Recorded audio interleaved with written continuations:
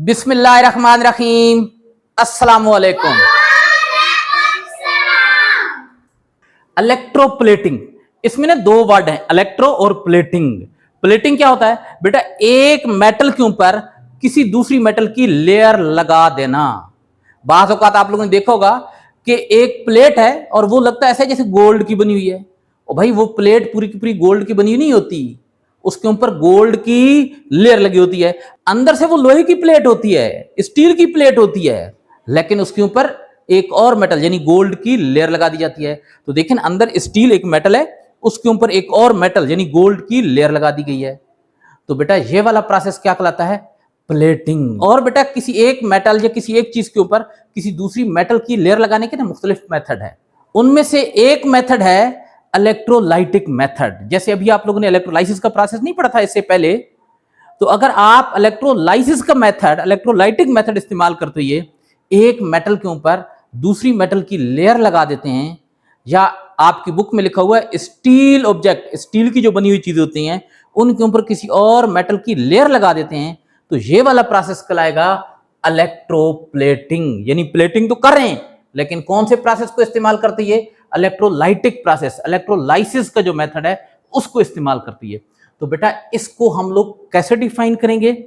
It is an electrolytic process in which a layer of one metal is deposited upon steel object.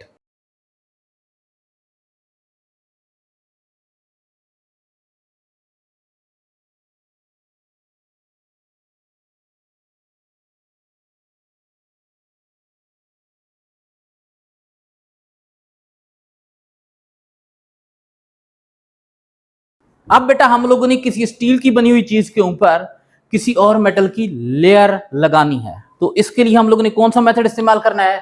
Electrolytic process यानी electrolysis वाला method. और हम लोग पढ़ चुके हैं कि इलेक्ट्रोलाइसिस हमेशा इलेक्ट्रोलाइटिक सेल में होती है। तो बेटा अब हम लोगों ने यहां पर यह पढ़ना है कि इलेक्ट्रोप्लेटिंग के दौरान जो इलेक्ट्रोलाइटिक सेल इस्तेमाल होता है उसकी कंस्ट्रक्शन, उसका स्ट्रक्चर किस तरह का होता है। Construction of electrolytic cell. बेटा इलेक्ट्रोलाइटिक सेल में हमें पता है इलेक्ट्रोड्स होते हैं, एनोड और कैथोड। तो भाई यहां पर एनोड उस मेटल का बना होना चाहिए जिस मेटल की लेयर हम लोगों ने किसी दूसरी मेटल के ऊपर लगानी है। तो अब बेटा जिस मेटल की लेयर लगानी है ना, यानी जो मेटल बाहर की जानिब आएगी ना, जिसकी लेयर लगानी होती है, उस मेटल को बोलते हैं प्लेटिंग मेटल। तो एनोड किस चीज का होना चाहिए? प्लेटिंग मेटल का बना होना चाहिए। एनोड किस चीज का? Plating metal. और बच्चों जो कैथोड है, कैथोड वो किस चीज का बना होना चाहिए? अब जिस ऑब्जेक्ट के ऊपर आपने लेयर लगानी है, यानी ऑब्जेक्ट टू बी प्लेटेड, या आपकी बुक में लिखा हुआ है steel object to be plated.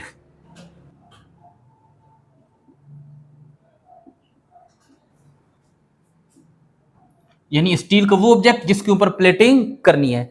और बेटा क्या होता है? और फिर वो वेसल होती है जिसके अंदर इलेक्ट्रोलाइट होता है। तो यहां पर इलेक्ट्रोलाइट का खास ख्याल रखना है। जरा देखें इलेक्ट्रोलाइट, इलेक्ट्रोलाइट किस चीज का होना चाहिए? बेटा ये वाली जो मेटल है ना जिसकी प्लेटिंग करनी है, उस इलेक्ट्रोलाइट के अंदर उसके आयन्स होने चाहिए। क्या मतलब है? ये जो प्लेटिंग मेटल है ना इसके साल्ट का इलेक्ट्रोलाइट होना चाहिए, containing ions of plating metal. Anode और कैथोड दोनों मुकम्मल तौर पर ना इलेक्ट्रोलाइट के अंदर डिप होने चाहिए। ये इलेक्ट्रोलाइटिक सेल है। एनोड किस चीज का होना चाहिए? प्लेटिंग मेटल का।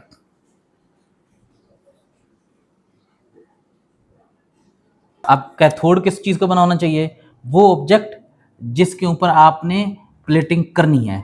जैसे अभी मैंने आपको एग्जांपल दी थी कि अगर स्पून का है तो आप लोग ये जो है ना वो स्पून ले लें। ये स्पून हो गया बेटा, लोहे का ये स्पून हो गया। तो जनाब ये हो गया कैथोड। कैथोड, और कैथोड किस चीज का बना होता है? Steel object to be plated, जिसके ऊपर आपने प्लेटिंग लगानी है। अब इनको बैटरी के साथ जोड़ देते हैं। ये तरह देखें, ये बैटरी हो गई, इसको बैटरी के पॉजिटिव टर्मिनल के साथ, इसको बैटरी के नेगेटिव टर्मिनल के साथ। इलेक्ट्रोलाइट किस चीज़ का बना होना चाहिए? इलेक्ट्रोलाइट जो है ना, यहाँ पर इलेक्ट्रोलाइट यानी यहाँ पर ये जो इलेक्ट्रोलाइट आपने बनाना है ना, जो पानी के अंदर डालना है, इलेक्ट्रोलाइट कंटेन्स, इसमें क्या होने चाहिए? Ions of plating metal. Metal क्या है होना चाहिए? अब बच्चों ये वर्किंग काम कैसे करेगा? वर्किंग, इस मेटल के जो एटम होंगे ना, वो अपने इलेक्ट्रॉन इस इलेक्ट्रोड को दे देंगे और खुद आयन में यानी M+ आयन में कन्वर्ट होकर किसके अंदर? सोल्यूशन के अंदर गिरते जाएंगे। अब ये अपने इलेक्ट्रॉन इसको दे रहे हैं, तो ये इलेक्ट्रॉन कहाँ से जाएंगे? ये इलेक्ट्रॉन यहाँ से बैटरी के पॉजिटिव टर्मिनल की तरफ चले जाएंगे, यहाँ इलेक्ट्रॉन की साइन बना देंगे। अब बेटा सोल्यूशन से अब इसको नेगेटिव के साथ जोड़ दिया ना, इस पूरे पर कौन सा चार्ज होगा? नेगेटिव चार्ज होगा। तो यहाँ पर आयन पॉजिटिव आयन है और इस मेटल के हैं जिसकी प्लेटिंग करनी है, तो ये वाले आयन यहाँ पर जाएंगे, यहाँ पर जाकर क्या काम करेंगे? देखिए इन पर पॉजिटिव चार्ज है। पॉजिटिव चार्ज क्यों है? क्योंकि इनके पास इलेक्ट्रॉन कम है, तो ये यहाँ पर जाकर इससे इलेक्ट्रॉन ले लेंगे। जब इलेक्ट्रॉन लेंगे इनका चार्ज खत्म हो जाएगा। और याद रखें, मेटल के ऊपर जब चार्ज खत्म हो जाता है तो वो सॉलिड यानी किसी चीज़ के साथ अटैच हो जाती है, तो ये इसके ऊपर अटैच होना शुरू हो जाएंगे। जब अटैच होना शुरू हो जाएंगे तो इसके पूरे के ऊपर क्या बनना शुरू हो जाएगी? एक लेयर सी बनना शुरू हो जाएगी। When electric current is passed through electrolyte plating, metal atoms will be converted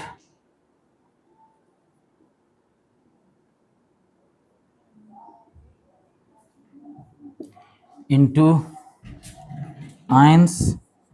ions में कन्वर्ट होते जाएंगे। कौन से आयंस? जिनके हम क्या कहते हैं? मेटल के positive ions. And draft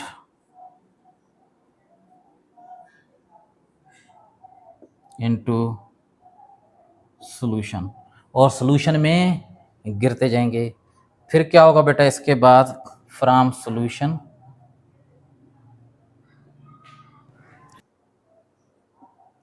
these ions move towards cathode where they are reduced and form a thin layer upon cathode. और यही थिन लेयर तो हमने कैथोड के ऊपर बनानी है। अब बच्चों इसकी एप्लीकेशंस क्या हैं? असल में जो स्टील के ऑब्जेक्ट्स होते हैं ना, उनको जंग लग जाता है, तो उनको जंग से बचाने के लिए अक्सर उनके ऊपर प्लेटिंग की जाती है, जिंक की, क्रोमियम की और टिन की। अब आगे इन तीनों को हम लोग पढ़ेंगे इंशाल्लाह। ये टॉपिक शायद यहाँ पर आपको सही तरीके से समझ में नहीं आया होगा, वहाँ पर आपको बड़े अच्छे तरीके से समझ में आ जाएगा। इसके अलावा बेटा बाज़ औक़ात ये जो है ना, अपीलिंग बनाने के लिए यानी चीज़ों को अट्रैक्टिव खूबसूरत बनाने के लिए ये प्लेटिंग की जाती है।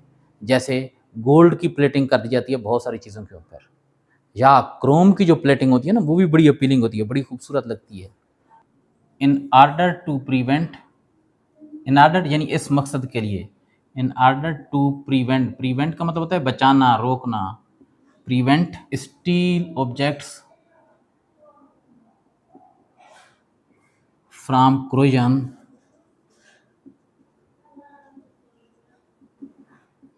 these are plated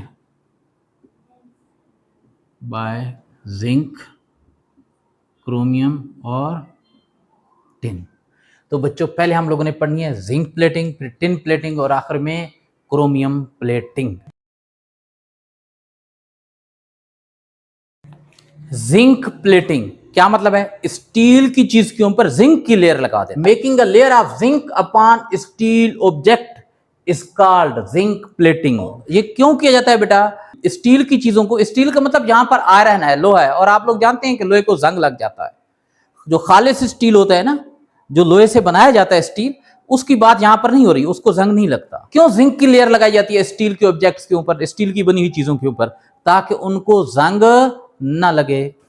तो कैसे डिफाइन करेंगे? Making a layer of zinc upon steel objects in order to prevent it from corrosion is called zinc plating. ये Zn जिंक की सिंबल है।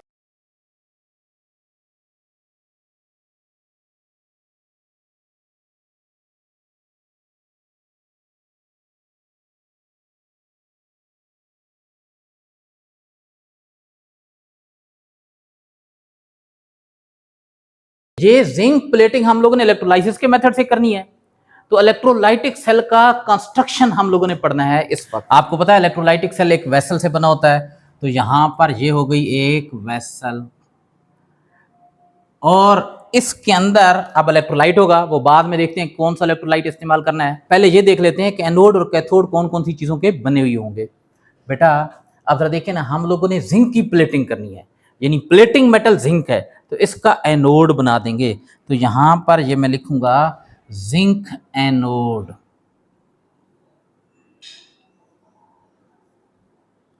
जिंक का एनोड बना दिया। और बेटा आयरन के ऊपर, आयरन की किसी चीज के ऊपर हम लोगों ने प्लेटिंग करनी है, तो जरा देखें, यानी लेयर बनानी है। तो आयरन की कोई भी चीज, जैसे सपोज करें कि यही हम लोग स्पून की एग्जांपल ले लेते हैं। अब पता नहीं ये चम्मच कैसा है, तो इसको हम लोग कैथोड का नाम दे देंगे। किस चीज का? स्टील कैथोड है। अब देखते हैं कि इलेक्ट्रोलाइट किस चीज का बना होगा। बेटा इलेक्ट्रोलाइट के लिए शर्त यह है कि ये जो एनोड वाली मेटल है ना, प्लेटिंग मेटल, इसके आयन्स होने चाहिए। तो यहां पर जिंक के आयन होने चाहिए। तो जिंक के आयन कहां से आएंगे? किसी भी मेटल के आयन्स उस मेटल के साल्ट से हासिल होते हैं। तो यहां पर जिंक का एक साल्ट डालेंगे, और जिंक का कौन सा salt? Potassium zinc cyanide CN4। ये एक कम्प्लेक्स साल्ट है, ये इसके अंदर डाला जाता है। जब इसके अंदर ये डालेंगे तो ये अपने आयन में टूटेगा, और कौन से इसमें से आयन बनेंगे? जिंक के आयन बनेंगे। वैसे पोटाशियम के आयन भी होंगे, साइनाइड के आयन भी होंगे, लेकिन हमें यहाँ पर जिनसे गर्ज है वो कौन से हैं? Zinc ion. तो यहाँ पर जिंक के आयन होंगे, जिंक के आयन। जिंक पर कौन सा चार्ज होता है? +2 आयन। देख लेते हैं ना कि जब ये पानी में डिसोल्व होगा तो डिसोसिएट होगा, कौन कौन से आयन बनाएगा। Dissociation of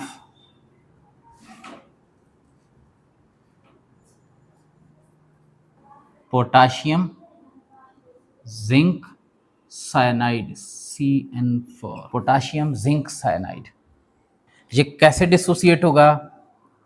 K2ZnCN4। बच्चों जब इसको पानी में डालेंगे ना, तो पोटाशियम आयन अलग हो जाएगा, और ये वाला पूरे का पूरा एक नेगेटिव आयन होगा। मैंने क्यों कहा कि नेगेटिव आयन है? क्योंकि जो पहले होता है उस पर पॉजिटिव और बाद वाले पर नेगेटिव होता है। बताएं पोटाशियम पर कितना पॉजिटिव होता है? भाई लिथियम, सोडियम, पोटाशियम, सिल्वर, इन पर +1 चार्ज होता है।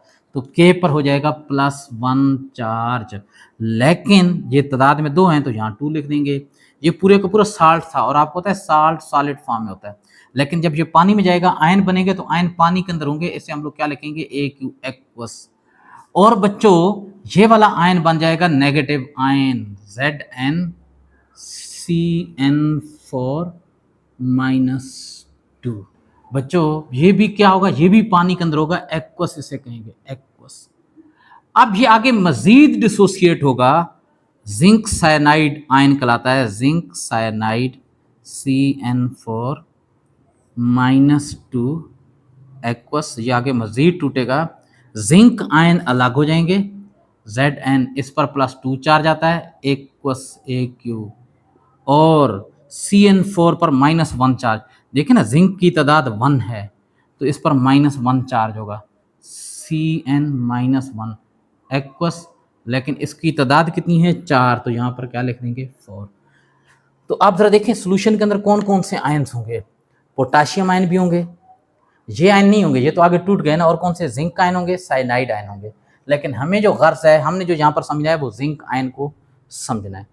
अब बच्चों जब हम लोग इलेक्ट्रिक करंट गुजारेंगे, क्या मतलब? इसको जब बैटरी के साथ जोड़ देंगे, ये बैटरी की साइन थी, इसके साथ हमने जोड़ दिया, ये पॉजिटिव टर्मिनल, ये नेगेटिव टर्मिनल, इस पूरे पर पॉजिटिव चार्ज आ जाएगा। पॉजिटिव चार्ज क्या मतलब है कि ये इलेक्ट्रॉन अपनी तरफ खींचने की सलाहियत रखेगा। पॉजिटिव चार्ज है ना, इलेक्ट्रॉन पर नेगेटिव चार्ज होता है। बेटा ये जिंक से बना हुआ है, जिंक के एटम है, लेकिन ये सॉलिड फॉर्म में है।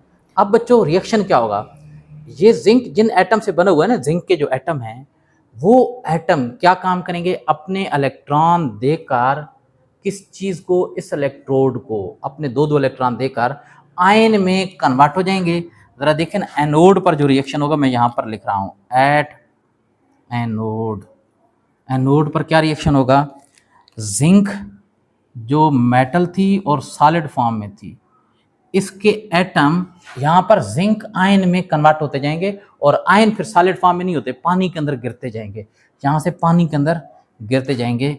जिंक +2 आयन, और आयन किस में, पानी में होंगे, एक्वस में। अब ये आयन में कैसे कन्वर्ट हुई है भाई, इस पर कोई चार्ज नहीं है, इस पर +2 चार्ज है। क्या मतलब है, इसने 2 इलेक्ट्रॉन दे दिए हैं, 2 इलेक्ट्रॉन दे दिए, इसको इलेक्ट्रॉन दिए हैं, और वो इलेक्ट्रॉन बच्चों यहाँ से बैटरी के पॉजिटिव टर्मिनल की तरफ चले जाएंगे इलेक्ट्रॉन। अच्छा यहाँ पर 2 नहीं लिखेंगे, क्यों, वजह यह कि सिर्फ एक जिंक का एटम नहीं आयन में कन्वर्ट हो रहा, बहुत सारे एटम आयन में कन्वर्ट होते जाएंगे, एक भी 2 इलेक्ट्रॉन देगा, दूसरा भी, तीसरा भी, सारे 2 इलेक्ट्रॉन, तो यहाँ पर बहुत सारे इलेक्ट्रॉन होंगे, हमें उनकी तादाद का पता नहीं होगा, तो इस वजह से इसके साथ कोई नंबर वगैरह नहीं लिखेंगे। अब बच्चों इस पर है नेगेटिव चार्ज, इस पूरे पर नेगेटिव, क्यों नेगेटिव है, क्योंकि बैटरी के नेगेटिव के साथ जुड़ा हुआ था। अब ये क्या काम करेगा, इन पॉजिटिव आयन को, ये नेगेटिव है ना, तो पॉजिटिव आयन को अपनी तरफ अट्रैक्ट करेगा, तो ये पॉजिटिव आयन जब इधर जाएंगे ना, तो इन पर +2 चार्ज है, क्या मतलब 2 इलेक्ट्रॉन कम है, इनकी ख्वाहिश है कहीं से इलेक्ट्रॉन मिल जाए, और इस पूरी स्पून पर ये जो कैथोड है स्टील के, इसके ऊपर नेगेटिव चार्ज, क्या मतलब इसके ऊपर इलेक्ट्रॉन ज्यादा है, तो ये अपने इलेक्ट्रॉन इसको दे देगा। अब कैथोड पर कौन सा रिएक्शन होगा, ये जो जिंक के आयन थे ना, जिंक +2 आयन एक्वस फॉर्म में जो थे, ये जो एक्वस फॉर्म में थे, यहाँ गए तो इससे कितने इलेक्ट्रॉन लेंगे, +2 चार्ज है, 2 इलेक्ट्रॉन कम है, तो 2 इलेक्ट्रॉन, हर आयन 2 इलेक्ट्रॉन लेगा, और जब आयन 2 इलेक्ट्रॉन लेगा, 2 इलेक्ट्रॉन कम थे, 2 इलेक्ट्रॉन इसको मिल गए कैथोड से, तो इसका चार्ज खत्म हो जाएगा, ये किस में कन्वर्ट हो जाएगा, जिंक में। और बेटा जब जिंक के ऊपर यानी कोई भी मेटल हो सिवाय मरकरी के, उसका जब चार्ज खत्म हो जाता है ना, तो वो सॉलिड फॉर्म में आ जाता है। सॉलिड का मतलब समझते हैं ना, बहुत सारे एटम आपस में जुड़े हुए होंगे, तो ये जिंक के आयन जब यहाँ पर पहुंचेंगे और बेटा क्या करेंगे, एटम में कन्वर्ट होंगे, तो इसकी सरफेस के ऊपर अटैच हो जाएंगे, तो यहाँ पर इसकी सरफेस के ऊपर जब अटैच होते जाएंगे, तो इसकी सरफेस के ऊपर एक बारीक लेयर बनती जाएगी। पता है किसके एटम आते जाएंगे, लेयर बनाते जाएंगे, जिंक के एटम बनाते जाएंगे हर तरफ को, ये मुकम्मल तौर पर जिंक का बन जाएगा, ये मुकम्मल तौर पर किस चीज़ का बन जाएगा, जिंक का बन जाएगा, जिंक की लेयर। अब ऐसा लगेगा स्टील इसमें है ही नहीं, सारे का सारा किस चीज़ का बन गया, जिंक का। लेकिन मुझे बताएं इसकी सरफेस पर क्या होगा, इसका साइज इतना ही रहेगा, नहीं इसका साइज आहिस्ता आहिस्ता क्या होता जाएगा, कम होता जाएगा। तो बच्चों अब जरा देखें, हम लोगों ने सबसे पहले कंस्ट्रक्शन ऑफ इलेक्ट्रोलाइटिक सेल में लिखना क्या है, anode is made up of zinc, cathode is made up of steel object. अब both the electrodes are dipped in the electrolytic solution. Electrolyte is कौन सी चीज है बेटा, K2ZnCN4। क्या मतलब इसको कैसे पढ़ेंगे, potassium zinc cyanide.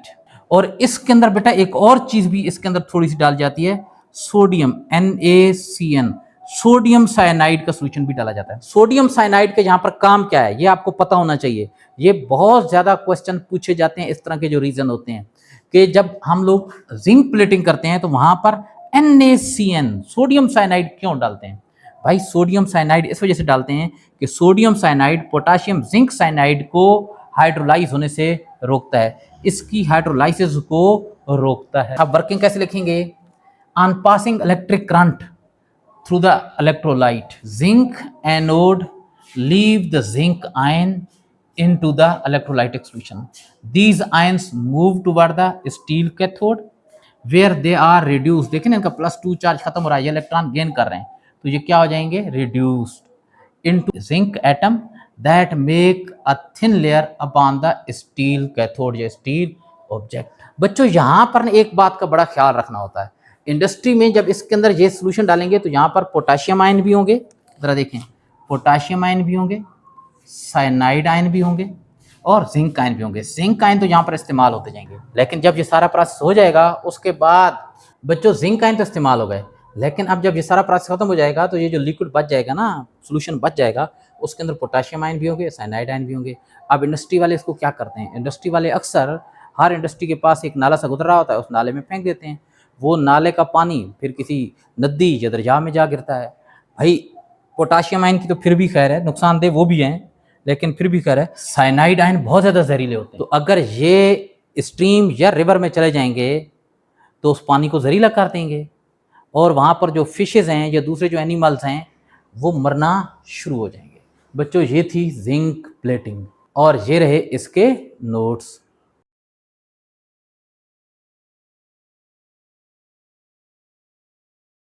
Tin plating, zinc plating क्या थी, किसी भी स्टील ऑब्जेक्ट के ऊपर जिंक की डिपोजिशन कर देना, जिंक की लेयर किसी स्टील ऑब्जेक्ट के ऊपर डिपॉजिट कर देना। तो आप टिन प्लेटिंग आप लोग खुद समझ गए होंगे, किसी स्टील ऑब्जेक्ट के ऊपर टिन जो मेटल है ना उसकी डिपोजिशन, यानी टिन की एक थिन लेयर किसी स्टील ऑब्जेक्ट के ऊपर डिपॉजिट कर देना, क्या कहलाता है बेटा, टिन प्लेटिंग कहलाता है। टिन मेटल, आप लोगों ने वैसे टिन मेटल तो नहीं देखी, लेकिन टिन के कैन तो देखे ना, वो पेप्सी के कैन आते हैं, या वो नाम सुना होगा ना टीन डब्बे वाला, तो असल में लफ्ज टीन नहीं होता, लफ्ज होता है टिन।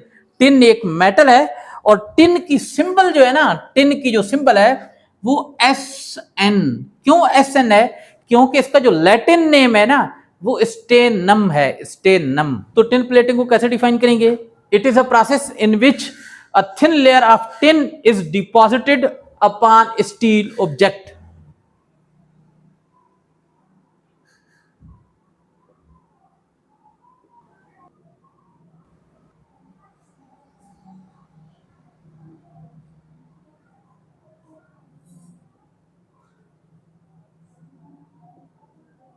अब बेटा ये हम लोगों ने इलेक्ट्रोलाइसिस के जरिए करना है, यानी ये एक इलेक्ट्रोलाइटिक प्रोसेस है, तो कैसे करेंगे, इलेक्ट्रोलाइटिक सेल की मदद से। तो अब हम लोग क्या पढ़ेंगे, कंस्ट्रक्शन ऑफ इलेक्ट्रोलाइटिक सेल। बेटा इलेक्ट्रोलाइटिक सेल आपको पता है, इलेक्ट्रोलाइटिक सेल के 3 पार्ट होते हैं, vessel containing electrolyte, electrodes and battery. तो पहले हम लोग बना लेते हैं वेसल। तो जनाब ये हो गई वेसल। वेसल क्या मतलब, बर्तन, कोई टैंक वगैरह, इंडस्ट्री के अंदर बहुत बड़ा टैंक सा होगा उसको वेसल कहेंगे। अब इसके अंदर इलेक्ट्रोलाइट होगा, बाद में देखते हैं कि इलेक्ट्रोलाइट कौन से साल्ट का, यानी उसके अंदर कौन सा आयन होना जरूरी है। अब बच्चों एनोड और कैथोड, आपको पता है एनोड उस मेटल का बनाया जाता है जिसकी प्लेटिंग करनी होती है, प्लेटिंग मेटल का इलेक्ट्रोड होता है। तो हम लोगों ने किसकी प्लेटिंग करनी है, टिन प्लेटिंग। तो यहाँ पर जो इलेक्ट्रोड बनाएंगे वो टिन का बना देना है, ये टिन का एनोड, इलेक्ट्रोड नहीं सॉरी। तो यहाँ पर जो एनोड बनाएंगे वो किस चीज का, टिन का बना देंगे। तो जरा देखिए यहाँ पर मैं लिखूंगा टिन एनोड। बेटा आपकी बुक में इस टॉपिक के स्टार्ट में जहां पर लिखा हुआ ना इलेक्ट्रोप्लेटिंग, वहां पर एक और भी हेडिंग डली हुई है, deposition using the same electrode. Deposition using the same electrode क्या मतलब है, जिस मेटल की डिपोजिशन करनी है ना उसी मेटल का इलेक्ट्रोड, सेम का क्या मतलब होता है, उसी का इलेक्ट्रोड भी इस्तेमाल करना है। जरा देखें ना, हम लोगों ने टिन प्लेटिंग करनी है तो सेम मेटल यानी टिन का एनोड इस्तेमाल करेंगे। अब बच्चों यहां पर हम लोगों ने स्टील ऑब्जेक्ट, जैसे सपोज करें कि पेप्सी वाले जो कैन बनाते हैं, टिन कैन जो होता है वो असल में स्टील का, लोहे का बना होता है। तो ये जनाब हमारे पास स्टील का यानी लोहे का कैन हो गया। अब बच्चों इसको लग जाएगा जंग, और इसके अंदर जो पेप्सी वगैरह होगी या कोई और फूड होगा, जंग उसके अंदर गिरेगा, और जंग जहर होता है तो वो जहरीला हो जाएगा। इसको जंग से बचाना है तो इसके ऊपर क्या करना है, हम लोगों ने टिन की प्लेटिंग कर देनी है। वैसे एक बात बताऊं, इसके ऊपर नहीं करते, इस असल में जिस शीट से जो बनता है ना, पहले लोहे की जो शीट होती है उस शीट के ऊपर करते हैं, फिर उस शीट से क्या बना दी जाती है, कैन बना दिया जाता है। तो हम लोग यहाँ पर ये बनाने की बजाय क्या करते हैं, शीट बना देते हैं। तो ये जनाब स्टील कैथोड है, स्टील का मतलब यहाँ पर आयरन, लोहा है। अब बच्चों यहाँ पर जो इलेक्ट्रोलाइट इस्तेमाल करना है ना, शर्त क्या है, एनोड जिस मेटल का बना हुआ है उस मेटल के आयन यहाँ पर होने चाहिए। क्या मतलब, टिन के आयन यहाँ पर होने चाहिए। और टिन के आयन कहाँ से आएंगे भाई, कोई टिन का साल्ट डिसोल्व करेंगे, हर मेटल का साल्ट होता है। तो टिन का साल्ट कौन सा, tin sulphate, SN tin SO4 sulphate. तो यहाँ पर tin sulphate as a electrolyte के तौर पर इस्तेमाल करेंगे, SnSO4। और बेटा फ्यू ड्रॉप्स ऑफ H2SO4 भी इसमें डाल देंगे। अच्छा, बहुत सारे बच्चे कहते हैं सर यहाँ से कैसे इसमें डालेंगे? भाई यहाँ से नहीं, ऊपर से डालना है। ये सिर्फ मैं लेबल करने के लिए यहाँ पर मैंने नीचे निशान लगाया। तो बच्चों H2SO4 क्यों डालते हैं? चलें बताएं, खुद बताएं आप लोग। भाई ताकि टिन सल्फेट की हाइड्रोलाइसिस ना हो, ये नीचे बैठना न शुरू कर दे, सॉलिडिफाई ना होना शुरू हो जाए। तो ये फ्यू ड्रॉप्स ऑफ H2SO4 जो होते हैं ना, वो टिन सल्फेट की हाइड्रोलाइसिस को प्रिवेंट करते हैं, रोकते हैं। अब बच्चों यहाँ पर हम लोगों ने इसको बैटरी के साथ जोड़ देना है। एनोड को आपको पता है बैटरी के पॉजिटिव टर्मिनल के साथ, कैथोड को बैटरी के नेगेटिव टर्मिनल के साथ जोड़ देते हैं। इस पर पॉजिटिव, इस पर नेगेटिव, इस पूरे पर पॉजिटिव चार्ज आ जाएगा। इस पूरे पर कौन सा चार्ज होगा? नेगेटिव चार्ज होगा। अब टिन सल्फेट जब पानी में डालेंगे ना तो ये डिसोसिएट होगा, डिसोसिएशन ऑफ टिन सल्फेट। इसकी इक्वेशन क्या लिखेंगे? SnSO4। बेटा ये सॉलिड फॉर्म में, साल्ट है ना, सॉलिड फॉर्म में होते हैं, लेकिन जैसे पानी में जाएगा डिसोसिएट हो जाएगा। टिन आयन Sn आयन अलग हो जाएगा, SO4 आयन अलग हो जाएगा। चलें अब आप लोगों ने खुद मुझे बताना है टिन पर कौन सा चार्ज होगा, सल्फेट पर कौन सा चार्ज होगा। भाई टिन पर होगा प्लस चार्ज, सल्फेट पर होगा माइनस। पहले वाले पर पॉजिटिव, दूसरे वाले पर माइनस। अब बच्चों मुझे आप लोग बताएं टिन पर कितना पॉजिटिव होगा? शाबाश, जल्दी जल्दी बताएं। भाई याद रख लेना, बड़ा आसान सा तरीका है। लिथियम, सोडियम, पोटाशियम और सिल्वर, इन सब पर कितना चार्ज होता है? +1। आयरन Fe, उसके बाद CrAl, इन पर होता है +3 चार्ज। इनके अलावा बाकी जितनी भी मेटल आपके कोर्स में गिवन है उन सब पर होता है +2 चार्ज। मुझे बताएं क्या टिन का शुमार इनमें हो रहा है? नहीं हो रहा ना। तो इसका मतलब अगर टिन का शुमार इनमें नहीं हो रहा तो टिन पर कितना चार्ज होगा? +2। अगर बेटा टिन पर +2 है ना, तो आप देखें टिन की तादाद भी एक है, SO4 पूरी, देखें ना यहाँ पर हमने SO4 लिखा है, तो पूरे SO4 की तादाद भी एक है। अगर तादाद दोनों की 1 1 हो, बराबर हो, तो चार्ज भी बराबर होता है। इस पर +2 तो इस पर कितना चार्ज होगा? -2 चार्ज होगा। पहले मैं आपको बताता रहा हूं कि सोडियम, पोटाशियम और सिल्वर इन पर +1 होता है, आयरन और एल्यूमिनियम पर +1 चार्ज होता है। लेकिन अब सामने ये बात आ गई है कि और चीज़ें भी हैं आपके कोर्स में गिवन है, सिर्फ इन पर नहीं और भी बहुत सारी चीज़ें हैं। लेकिन मैं अक्सर जो चीज़ें बता रहा होता हूँ ना, वो आपके कोर्स के हिसाब से बता रहा होता हूँ। अच्छा, अब बच्चों ज़रा देखें यहाँ पर कौन सा आयन आ जाएगा? टिन आयन आ जाएगा, यानी Sn+2। ये पानी में एक्वस साथ लिखेंगे आयन होंगे। सल्फेट आयन भी होंगे लेकिन उससे हमें कोई गर्ज नहीं है। अब जरा देखिए ना, कंस्ट्रक्शन ऑफ इलेक्ट्रोलाइटिक सेल आप लोग कैसे लिखेंगे? Anode is made up of tin, cathode is made up of steel object to be plated, और electrolyte tin sulfate SnSO4 is used as a electrolyte with few drops of H2SO4. H2SO4 prevent the hydrolysis of SnSO4। ये तो हो गया electrolytic cell. अब इसकी बेटा working कैसे लिखेंगे? When electric current is passed through the electrolyte या इलेक्ट्रोलाइटिक सॉल्यूशन, तो फिर क्या होगा? ये बेटा देखे ना, ये जो है ये टिन के एटम से बना हुआ है। ये पूरे का पूरा टिन है ना, टिन का एनोड है, टिन के एटम का बना हुआ, और इस वक्त किस हालत में है? सॉलिड फॉर्म में है। अब बच्चों ये जो एनोड के टिन के जो एटम है ना, ये आयन में कन्वर्ट होकर पानी में गिरते जाएंगे, ड्रॉप होते जाएंगे, फॉल करते जाएंगे पानी के अंदर। रिएक्शन क्या मतलब? टिन सॉलिड किस में कन्वर्ट हो रहा है? टिन एक्वस आयन के अंदर।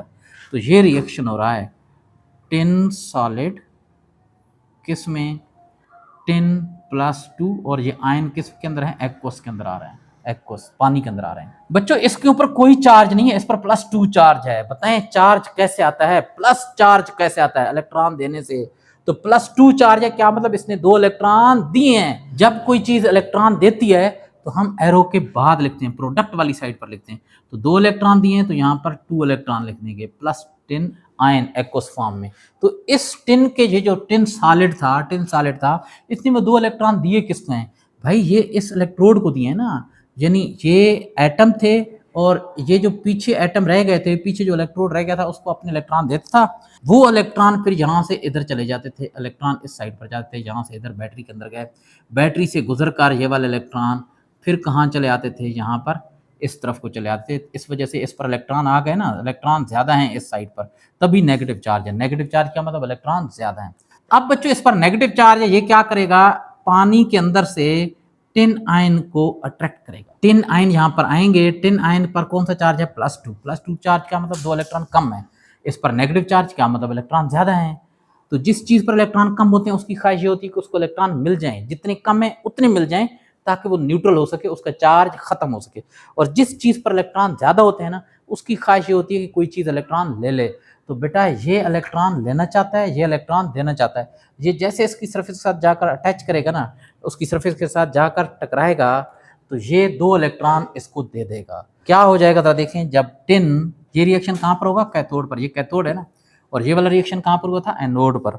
तो यहाँ पर क्या लिखेंगे, ये जो टिन +2 एक्वस आयन थे, इन्होंने 2 इलेक्ट्रॉन लिए हैं कैथोड से, इलेक्ट्रॉन लिए हैं। अब 2 इलेक्ट्रॉन कम थे, तो 2 इलेक्ट्रॉन इसको मिल गए, तो वो कमी पूरी हो गई। अब इस पर इलेक्ट्रॉन ना ज्यादा है ना कम है। जब इलेक्ट्रॉन ना ज्यादा होते हैं ना कम होते हैं तो कोई चार्ज नहीं होता। क्या मतलब, अब टिन के ऊपर कोई चार्ज नहीं होगा। और टिन मेटल है, जब इस पर कोई चार्ज नहीं होगा, और मेटल पर जब भी कोई चार्ज नहीं होता तो वो सॉलिड हो जाती है। सॉलिड चीजें कैसे होती हैं, एटम एक दूसरे के साथ जुड़े होते हैं, तो ये भी सॉलिड चीज के साथ जुड़ जाएगी। यहाँ सॉलिड लिखेंगे। अब यहाँ पर सॉलिड कौन सी है, ये वाली शीट है, तो इसके ऊपर ये जुड़ना शुरू कर देंगे। इसके ऊपर इस तरीके से जुड़ना शुरू कर देंगे एटम। जब इसके ऊपर एटम जुड़ना शुरू कर देंगे तो इसके ऊपर एटम की एक लेयर, यानी एक बारीक सी लेयर इसके पूरे के ऊपर इकट्ठी होना शुरू हो जाएगी। हम कहेंगे इसकी दोनों साइडों पर, इधर वाली साइड पर, उधर वाली साइड पर भी, हर तरफ को टिन की क्या बन जाएगी बेटा, लेयर बन जाएगी। तो क्या हो गया है, अब इसके ऊपर हम लोगों ने क्या दिया कि टिन की डिपोजिशन हो गई है स्टील की बनी हुई चीज के ऊपर। अब बच्चों ये प्रोसेस कहाँ पर करवाते हैं बेटा, ये जो फूड इंडस्ट्रीज होती है ना, या बेवरेज इंडस्ट्रीज। बेवरेज क्या मतलब है, जो मशरूबात यानी पेप्सी वगैरह, कोल्ड ड्रिंक्स वगैरह की जो इंडस्ट्रीज होती हैं, वो अपनी बेवरेजेस और वो अपने जो फूड्स होते हैं वो स्टील कैन के अंदर पैक करते हैं। अब वो जो फूड होते हैं या वो जो बेवरेजेस होते हैं, उनके अंदर होते हैं ऑर्गेनिक एसिड्स, और उन ऑर्गेनिक एसिड्स के साल्ट्स होते हैं। बच्चों ये जो ऑर्गेनिक एसिड्स और उनके साल्ट्स होते हैं ना, वो स्टील के साथ रिएक्ट करके जहरीली चीजें बना देते हैं, पॉइजन बना देते हैं। और बेटा अगर स्टील के साथ वो रिएक्ट कर गए और वो जो जहर बनेगी वो किसके अंदर आ जाएगी, कोल्ड ड्रिंक्स के अंदर, बेवरेजेस के अंदर या फूड के अंदर आ जाएगी, नुकसान पहुंचाएगी। उसके अलावा बेटा ये जो ऑर्गेनिक एसिड वगैरह होते हैं ये क्रोसिव भी होते हैं, जंग भी लगा देते हैं स्टील को। तो बेटा वो जो कैन होते हैं उनके स्टील को जंग से बचाने के लिए, या उनके साथ कौन सी चीज है, एसिड और साल्ट रिएक्ट न करें स्टील के साथ, कैन वाले स्टील के साथ, तो उस स्टील के ऊपर, जो स्टील का कैन बना होता है, जिस लोहे का कैन बना होता है, उस लोहे के ऊपर टिन की लेयर लगा दी जाती है, टिन प्लेटिंग कर दी जाती है। अब टिन जहरीली नहीं है और ये रिएक्ट भी नहीं करती एसिड वगैरह के साथ, साल्ट वगैरह के साथ, और ना इसको जंग लगता है। फिर वो जो कैन होता है ना, वो महफूज हो जाता है।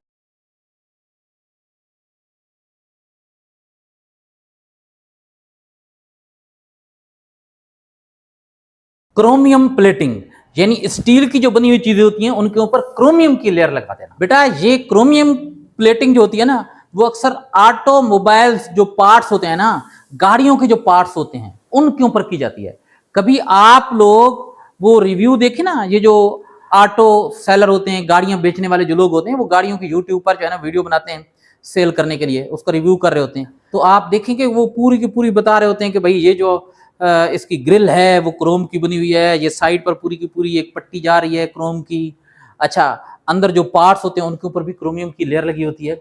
तो वो असल में सारे का सारा क्रोम नहीं होता, वो क्या होता है, स्टील, लोहे की बनी हुई थी चीजें, लेकिन उनके ऊपर एक लेयर लगी होती है किस चीज की, क्रोम की। उनके ऊपर क्रोमियम की एक लेयर की डिपोजिशन हुई होती है। तो बेटा स्टील ऑब्जेक्ट के ऊपर क्रोमियम मेटल की एक थिन लेयर की डिपोजिशन कर देना क्या कहलाता है, क्रोमियम प्लेटिंग कहलाता है। और वैसे याद रखें कि स्टील की बनी हुई चीजों के ऊपर, यानी लोहे के ऊपर, क्रोमियम खुद मजबूती से अटैच नहीं होता, एडहेयर नहीं होता। तो उसको मजबूती से अटैच करने के लिए क्या करना पड़ता है, लोहे की जो चीज बनी होती है पहले उसके ऊपर या तो निकल की प्लेटिंग कर दी जाती है, निकल की एक लेयर बना दी जाती है, फिर उसके ऊपर क्रोमियम की प्लेटिंग कर दी जाती है। या स्टील यानी लोहे की चीज के ऊपर पहले कॉपर की प्लेटिंग कर दी जाती है, कॉपर की एक लेयर बना दी जाती है, फिर उसके ऊपर बेटा किस चीज की, क्रोमियम की प्लेटिंग कर दी जाती है। तो यहां पर हम लोग क्या लिखेंगे, it is a process in which a thin layer of chromium metal is deposited upon steel object is called chromium plating. और उसके साथ फिर क्या लिखेंगे, chromium metal doesn't adhere upon the steel object. Therefore, steel objects are first plated with nickel or copper, then with chromium.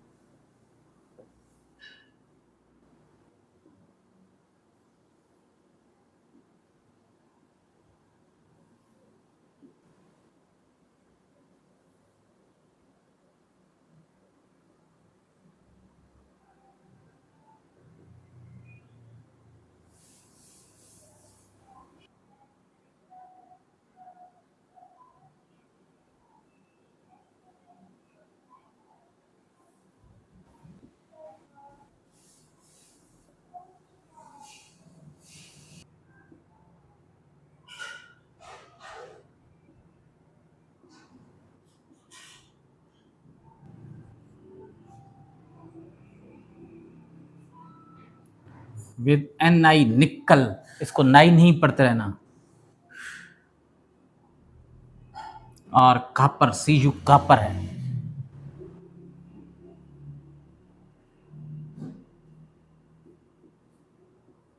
Cr chromium. अब बच्चों ये हम लोगों ने स्टील के ऊपर, स्टील ऑब्जेक्ट के ऊपर क्रोमियम की प्लेटिंग इलेक्ट्रोलाइटिक प्रोसेस के जरिए करवानी है, तो उसके लिए इलेक्ट्रोलाइटिक सेल का स्ट्रक्चर हमें समझना पड़ेगा। इलेक्ट्रोलाइटिक सेल के आपको पता है 3 पार्ट्स होते हैं, एक vessel containing electrolyte, 2 electrodes and battery. तो जनाब ये हो गई वेसल। अब इसके अंदर होगा इलेक्ट्रोलाइट। कौन सा इलेक्ट्रोलाइट बाद में देखते हैं। क्यों बाद में देखते हैं भाई, हमें जब एनोड का पता चल जाएगा ना, तो ये भी पता चल जाएगा कि इलेक्ट्रोलाइट कौन सी चीज का होना चाहिए। अब बच्चों इसके अंदर एनोड, एनोड उस मेटल का जिसकी प्लेटिंग करनी होती है, क्रोमियम की प्लेटिंग करनी है, तो यहां पर एनोड क्रोमियम का बना देंगे, क्रोमियम एनोड।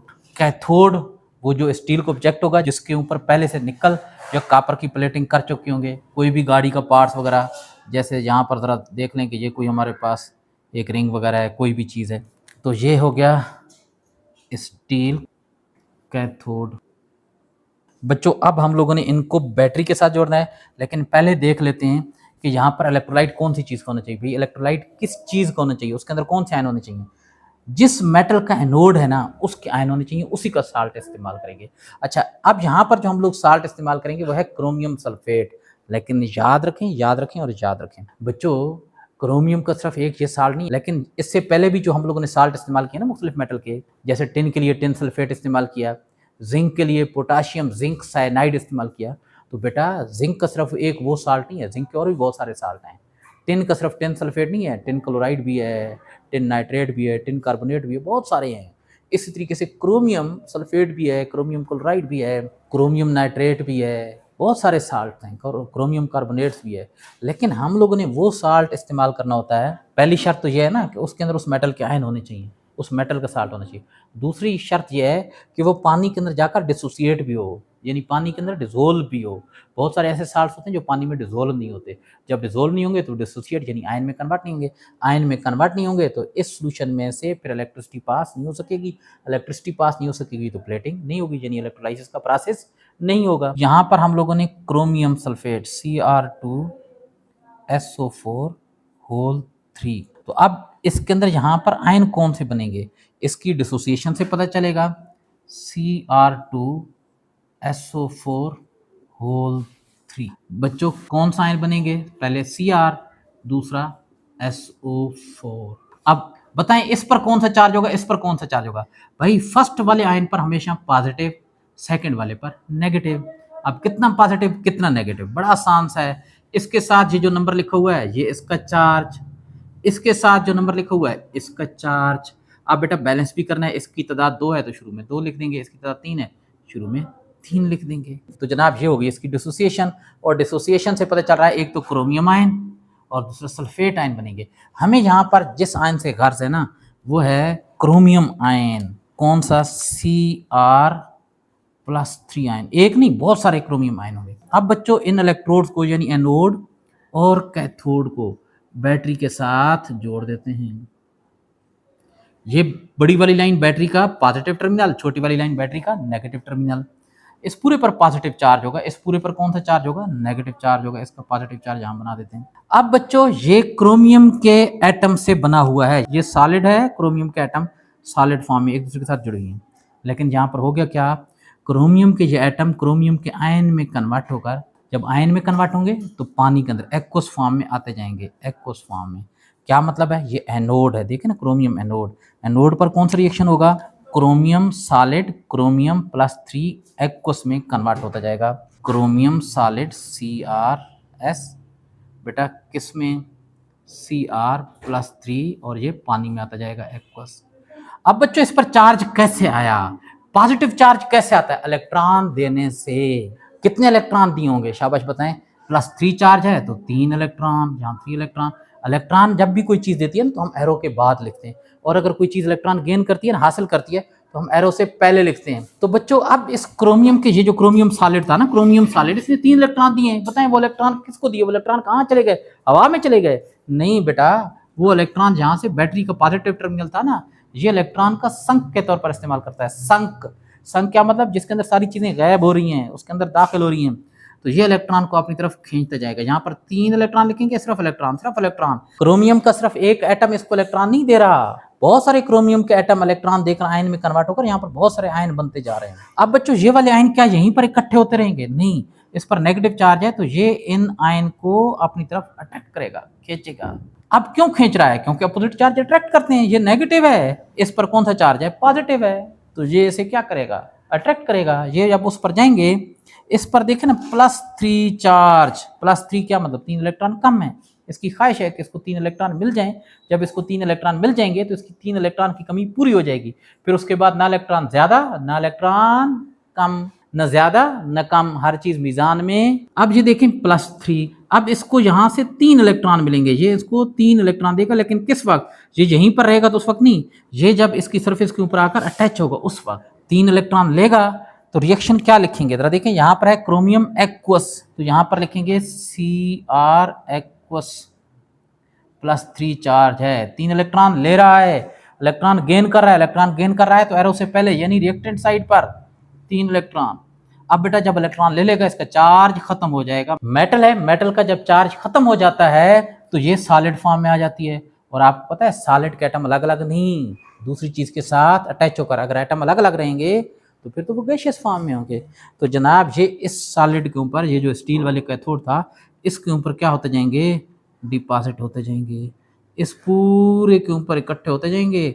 फिर क्या होगा कि एक पतली सी लेयर बन जाएगी इसके ऊपर, बिल्कुल बराबर बराबर हर तरफ को। तो हम लोग क्या कहेंगे, यहाँ पर ये जो आयन गए थे किसके थे, क्रोमियम के, वो किसके मेटल में कन्वर्ट हुई, क्रोमियम के मेटल के। क्रोमियम के मेटल ने एक लेयर बना दी है किसके ऊपर, ये जो कैथोड था स्टील की चीज़ के ऊपर। तो हम लोग कहेंगे कि स्टील के ऑब्जेक्ट के ऊपर क्रोमियम की डिपोजिशन हो गई है, और यही प्रोसेस क्या कहलाता है, क्रोमियम प्लेटिंग, जिसको सिंपली क्रोम प्लेटिंग भी कहते हैं। टिन प्लेटिंग को टिनिंग भी कहते हैं, टिनिंग। अब अगर आप लोग से पूछ लिया जाए कि क्रोमियम प्लेटिंग कहाँ पर होती है, क्या फूड कैन के ऊपर होती है, दरवाज़ों के ऊपर होती है? नहीं, ऑटोमोबाइल्स पार्ट्स के ऊपर क्रोम प्लेटिंग या क्रोमियम प्लेटिंग की जाती है। ये रहे बेटा इसके नोट्स। अल्लाह हाफिज़।